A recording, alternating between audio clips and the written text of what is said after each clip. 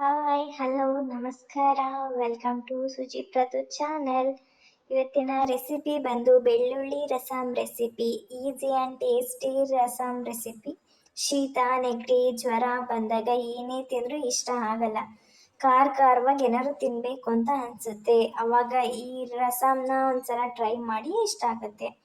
So ಇವಾಗ ಅದನ್ನು ಹೇಗೆ ಮಾಡೋಣ ಅಂತ ನೋಡ್ಕೊಂಬರೋಣ. ಇದಕ್ಕೆ ಬೇಕಾಗಿರೋ ಇಂಗ್ರೀಡಿಯೆಂಟ್ಸ್ ಬಂದು ಮೆಣಸು, ಒಣಮೆಣಸಿನ್ಕಾಯಿ, ಬೆಳ್ಳುಳ್ಳಿ, ಹಸಿರು ಮೆಣಸಿನ್ಕಾಯಿ, ಟೊಮೊಟೊ, ಹಾಗೆ ಕರಿಬೇವು, ಲಾಸ್ಟ್ ಬಂದು ಕೊತ್ತಂಬರಿ ಸೊಪ್ಪು. ನಿಮ್ಗೆ ಯಾವ ಕ್ವಾಂಟಿಟಿಲಿ ಬೇಕೋ ಆ ಕ್ವಾಂಟಿಟಿಲಿ ನೀವು ಇಂಗ್ರೀಡಿಯೆಂಟ್ಸ್ ತೊಗೊಬೇಕಾಗತ್ತೆ.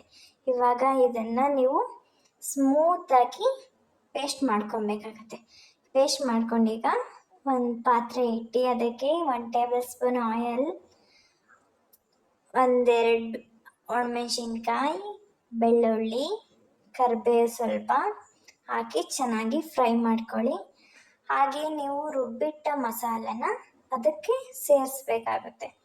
ಸೇರಿಸ್ಬಿಟ್ಟು ಚೆನ್ನಾಗಿ ಮಿಕ್ಸ್ ಮಾಡಿ ಅದು ಸ್ವಲ್ಪ ಕುದಿಸ್ಬೇಕು. ಹಾಗೆ ಮನೆಗೆ ಯಾರಾದರೂ ಗೆಸ್ಟ್ ಬಂದಾಗ ಈ ರೆಸಿಪಿನ ಒಂದ್ಸಲ ಮಾಡಿ ಅವ್ರಿಗೆ ಕೊಡಿ, ತುಂಬ ಇಷ್ಟಪಡ್ತಾರೆ. ಇವಾಗ ಅದು ಮಸಾಲೆ ಎಲ್ಲ ಹಾಕಾಗಿದೆ. ಈಗ ಸ್ವಲ್ಪ ಅದಕ್ಕೆ ಅರಿಶಿನ ಸೇರಿಸ್ಕೊಳ್ಳೋಣ.